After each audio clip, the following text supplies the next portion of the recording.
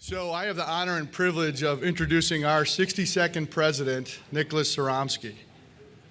Tradition dictates that this is not always the most flattering presentation, but that was my mindset going into this. However, a couple months ago, Nick's father, Bob, who was a former director of theater at Lake Erie College, sent me an email and said, I've got a whole bunch of high-quality digital images of my son, and so I thought he was pretty serious about this, and I didn't want to do the bad thing here. And then he sent me the pictures, and I realized I was okay.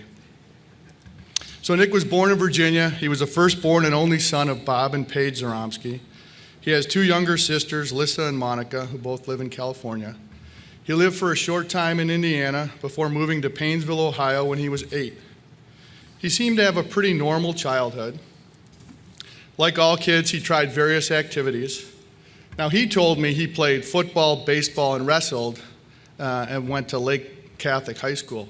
But honestly, these are the only pictures I have of his activities. So maybe he was embarrassed by the small fish that he caught, to mention fishing, or couldn't match up to his dad's photographic abilities. Maybe he wasn't a good golf player. Or maybe he wasn't very good at twirling sparklers. We know the modeling thing didn't work out, at least not for Nick, maybe for Monica. So he decided to pursue academic interests, and he went on to the College of Worcester in Worcester, Ohio, where, and this is not a misprint, he was awarded a BA in biology. Now, as far as I know, BA means Bachelor of Arts. I thought biology was a science, but this is Ohio, and that is the home to Ohio State, so maybe it's different there. I don't know. After college, he was accepted into medical school at the University of Toledo, or at the Medical College of Ohio, where he stayed on to do his residency training. And this then became the University of Toledo Medical Center. He went on during the middle of his residency to Mayo Clinic and worked with Mike Sarr and did an NIH-sponsored fellowship in GI surgery. When he came back from residency, it was one of his first nights on call back, and he met a fellow resident, and he actually had time to date and met Jennifer, who was a general surgery resident. According to Nick, he tells me it was love at first sight. After residency, he did another fellowship in hepatobiliary surgery at IU.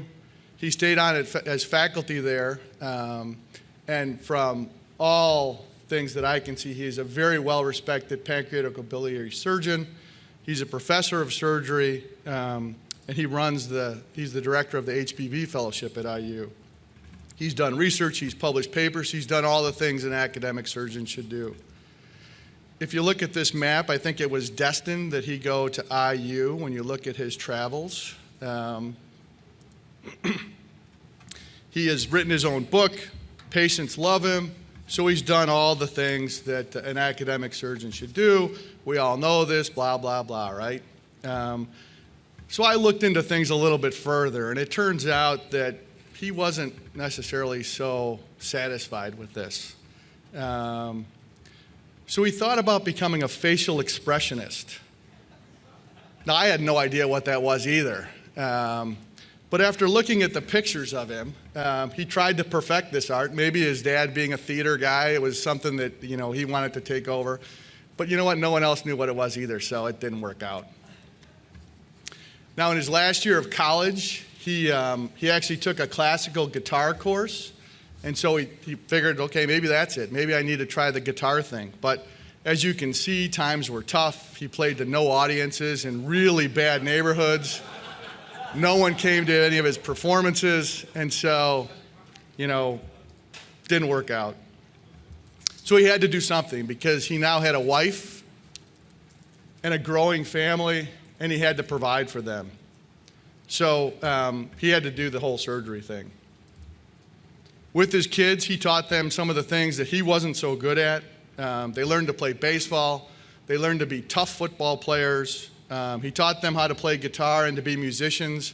and I need to do a shout out to Anna. So Anna, you saw her present or perform last night. She is only 13 years old. I mean, that was spectacular. He taught them to catch big fish, to make better facial expressions than he did, to even employ some sparklers to those facial expressions. But more importantly, he had fun just hanging out with them and doing dad stuff. However, the guitar thing still burned in him. So being the smart, resourceful guy that he was, he combined facial expressionism with his guitar playing and became successful at that. And as you know, he now has 3 CDs. He's an accomplished musician, and he plays in real places to packed audiences, and he's become successful.